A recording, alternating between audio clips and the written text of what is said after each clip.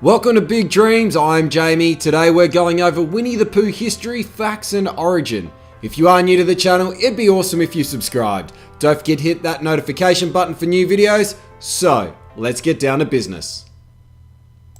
Winnie the Pooh was published on October the 14th, 1926, and it was an immediate success, selling 35,000 copies in the UK and over 150,000 copies in the US alone. Though A.A. Milne was British, Winnie the Pooh was not. The real bear was inspired by him. Winnie was a Canadian female black bear. The real Winnie was adopted as a cub by a Canadian veterinarian named Harry Colburn in 1914. Harry Colburn was attached to both the Fort Garry Horse Regiment and the Canadian Army Veterinarian Corps.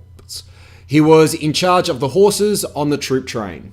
Colburn, originally from Winnipeg, found the bear cub on a train platform in White River. War trains would routinely stop at White River for 4 to 6 hours for maintenance, supplies, and to let the horses off for food and water and exercise. It was there at the train station that the trapper sold the bear cub to a soldier during the stopover. The cost of the bear was $20. Harry Colburn was born in England, but came to Toronto when he was 18.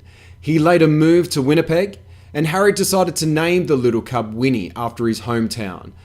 This little bear became a pet and a mascot for all the soldiers. After Winnie and Colburn were stationed at the Canadian Force Base in Quebec for a bit, Winnie travelled overseas with the 2nd Canadian Infantry Brigade. When the time came to ship out to France, Colburn drove Winnie to the London Zoo. His intention was to loan Winnie to the zoo during the war. Her stay there started on December the 9th, 1914. However, when Colburn visited Winnie at the zoo at the war's end, he saw how happy the bear was and decided to make the loan a permanent one.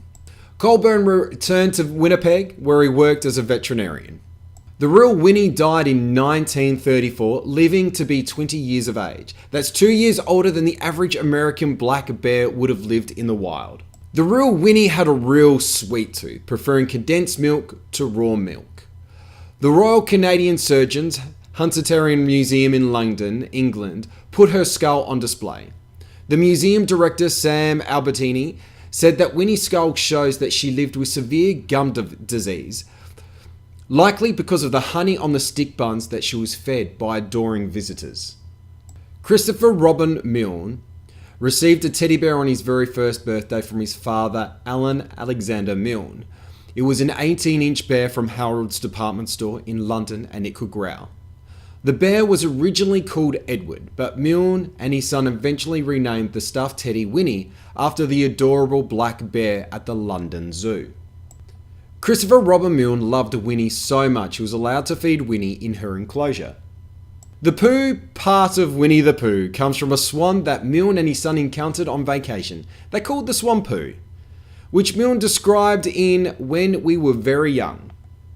As well as Pooh, Christopher Robin had a stuffed donkey, which would inspire Eeyore, a stuffed pig, which would inspire Piglet, a stuffed kangaroo, which would inspire Roo, and a stuffed tiger, which would inspire Tigger. Christopher Robin invented voices and personalities for his stuffed animals, which would inspire his father. The 100 Acre Woods is based on the Ashdown Forest in East Sussex.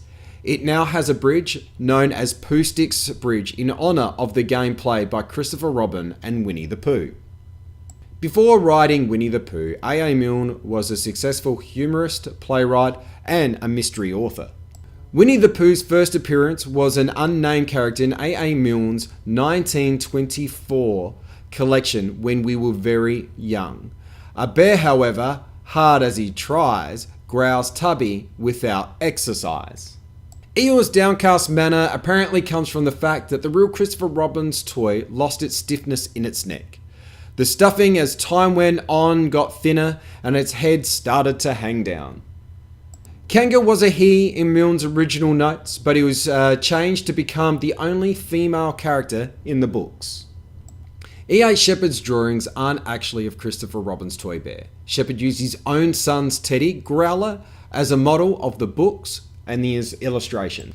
Milne was reluctant to hire a political cartoonist, so Shepard took his initiative and Shepard wandered down to Ashdown Forest. the inspiration for Milne's mythical woods, and created a portfolio of sketches. When he turned up unannounced at Milne's home, where he handed over the portfolio to Milne, and he won his approval straight away.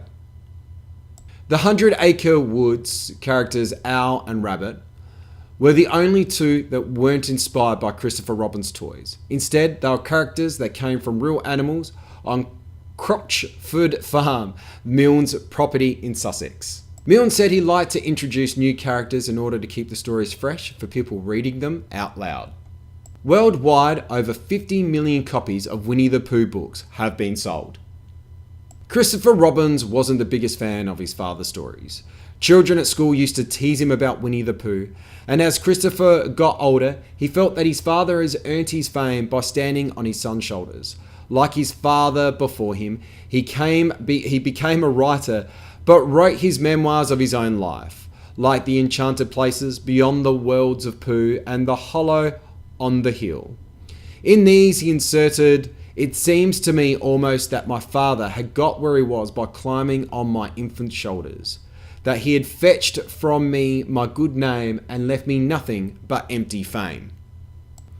In fact, over time, both A.A. Milne and the book's illustrator, E.H. Shepard, both came to resent Winnie the Pooh as well. They had a feeling that the bear overshadowed all their other work.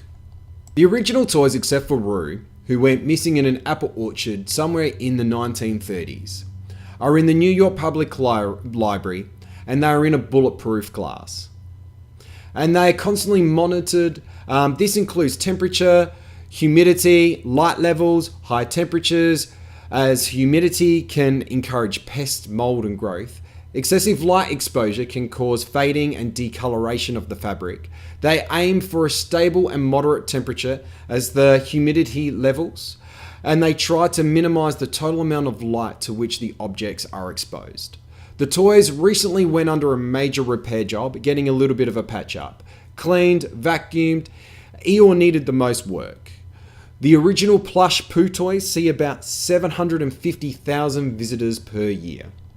For nearly 30 years before Walt Disney began animating the bear, the American producer Steven Schlesinger acquired Pooh's merchandising rights for the US and Canada.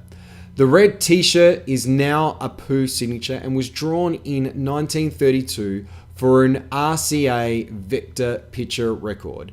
By the 1940s, plush dolls donning the red top were being produced. Shirley Singer Laswell licensed the Pooh merchandising to Disney in 1961. The animators decided to keep this look. In 1961, Walt Disney also purchased the motion pictures rights from A.A. Milne's widow, Daphne, and so became a brand that continues to thrive for the company. A series of Winnie the Pooh shorts were released in theaters starting in the 1960s. In the 1977, a trio of these made up of Pooh's first theatrical releases, The Many Adventures of Winnie the Pooh. In the 1980s, brought two television shows, Welcome to Pooh's Corner and The New Adventures of Winnie the Pooh. Then, in the 2000s, offered Tigger movies, Piglet's Big Movie, and Pooh's Heffalump Movie, and the CGI series, My Friends Tigger and Pooh. And now we have the movie, which is going to be released very shortly, Christopher Robin's. All this leads to merchandising profits that are well said to rival Mickey Mouse. That's an epic merchandising empire. Winnie the Pooh is estimated to be worth $3.7 billion annually. Forbes magazine ranked Winnie the Pooh as the second most valuable children's character in the world, right after Mickey Mouse. So there is a little bit of the history in regards to Winnie the Pooh. I really do hope you liked the video. If you did, a thumbs up would be absolutely appreciated. If you are new to the channel, it'd be awesome if you subscribe. Don't forget to hit that notification button for new videos.